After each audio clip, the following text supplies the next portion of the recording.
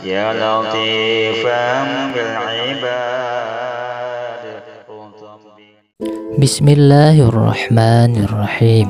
Assalamualaikum warahmatullahi wabarakatuh. Sahabat cari berkah guru, semoga kita semua selalu dalam lindungan Allah Subhanahu wa Ta'ala. Amin, amin, amin ya Rabbal Alamin. Kisah ketiga, perjalanan ke Mekah.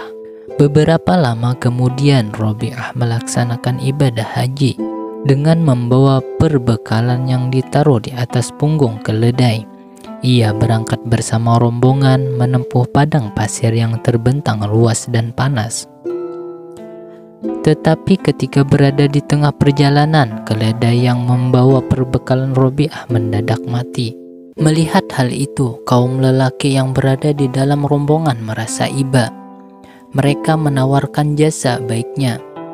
Para rombongan berkata, "Biarlah kami yang akan membawa perbekalanmu." "Tidak, teruskanlah perjalanan kalian. Aku tidak ingin menjadi beban kalian," jawab Robi'ah. Rombongan itu melanjutkan perjalanan, meninggalkan Robi'ah seorang diri di tengah padang pasir. Beberapa saat ia merenung, memandang keledainya yang telah mati. Kemudian menengadahkan kepala sambil berseru, "Ya Allah, beginikah caranya raja-raja memperlakukan seorang wanita yang tak berdaya di tempat yang masih asing. Engkau telah memanggilku ke rumahmu, tetapi di tengah perjalanan engkau membunuh keledaiku dan meninggalkanku sebatang kara di tengah padang pasir ini." Binatang yang telah tak bernyawa itu tiba-tiba bergerak dan berdiri. Robi'ah sangat bersyukur. Kemudian perbekalannya diletakkan kembali di atas punggung keledai dan melanjutkan perjalanan. Beberapa hari lamanya Robi'ah berjalan menempuh padang pasir hingga tubuhnya terasa sangat letih. Dan ia pun berseru, "Ya Allah, aku sudah letih. Ke arah mana yang harus kutuju?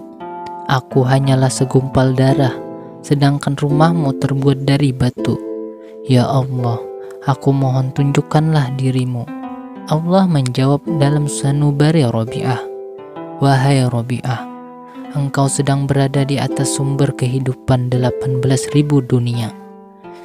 Tidak ingatkah engkau, Musa telah bermohon untuk melihatku dan gunung terpecah menjadi 40 keping. Karena itu merasa cukuplah engkau dengan namaku saja." Robi'ah terdiam. Ia merasa malu atas permohonan yang berlebihan itu, dan bisikan Allah dalam hati itulah yang disebut warid. Kisah keempat, mendapat perlindungan. Suatu malam, Robi'ah berada di suatu tempat yang sunyi, jauh dari keramaian dan tak seorang pun yang menemani.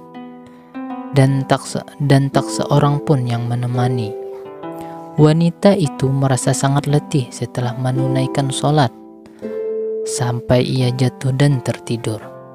Demikian nyenyak tidurnya sehingga Robi'ah tidak merasa kalau matanya berdarah karena tertusuk ilalang dari tikar yang ditidurinya. Secara diam-diam seorang penjahat datang dan masuk ke dalam tempat itu untuk mencuri cadar yang dipakai Robi'ah.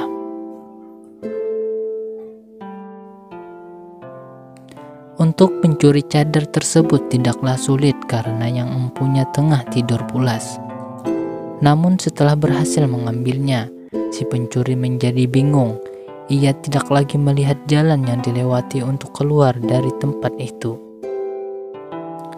Semua jalan seakan tertutup. Si pencuri segera mengembalikan cadar tersebut kepada pemiliknya yang masih tidur. Dan seketika itu, ia dapat melihat jalan untuk keluar. Niat jahatnya muncul. Ia mengambil cadar Robi'ah dan bergegas meninggalkan tempat itu. Namun begitu hendak keluar, mendadak ia tidak menemukan jalan untuk keluar. Perbuatan yang serupa itu terjadi hingga 7 kali, hingga terdengar suara, "Hai manusia, tidak ada gunanya engkau mencoba-coba. Telah bertahun-tahun Robiah mengabdi kepada kami, sehingga tidak ada syaitan yang berani menghampirinya. Tetapi kenapa seorang pencuri berani mengambil cadarnya? Pergilah dari sini, hai manusia Jahannam. Tiada gunanya engkau mencoba-coba lagi.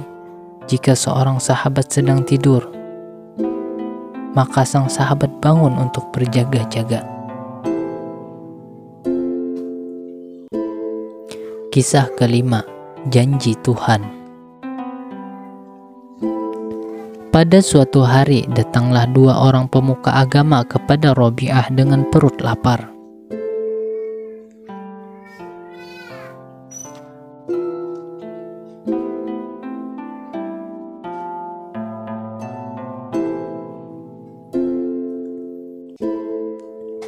Mudah-mudahan Robiah menyuguhkan makanan kepada kita, dan yang disuguhkan tentu diperoleh dengan cara yang halal, kata mereka.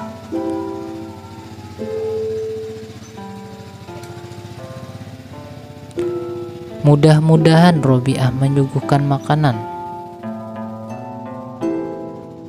Mudah-mudahan Robiah menyuguhkan makanan kepada kita, dan yang disuguhkan tentu diperoleh dengan cara yang halal, kata mereka. Kedua orang tersebut dipersilahkan duduk oleh si tuan rumah. Kemudian Robiah menghamparkan serbet dan meletakkan di atasnya 2 potong roti sebagai suguhan. Namun pada saat yang hampir bersamaan, datanglah seorang pengemis untuk meminta sesuatu kepada Robiah. Melihat yang datang adalah seorang fakir miskin, maka tanpa berpikir panjang 2 potong roti di atas serbet itu langsung diberikan kepadanya. Kedua pemuka agama itu sangat kecewa, namun mereka tidak berani berkata apa-apa.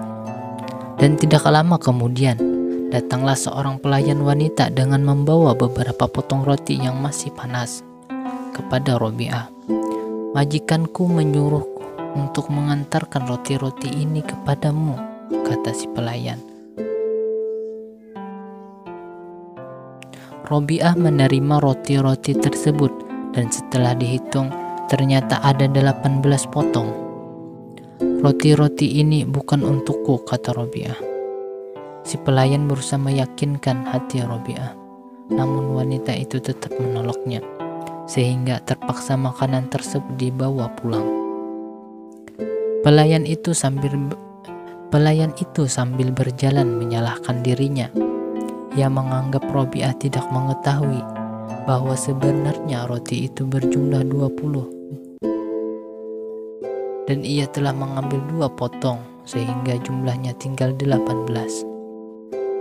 Si pelayan meminta 2 potong roti lagi kepada majikannya sehingga semuanya genap berjumlah 20.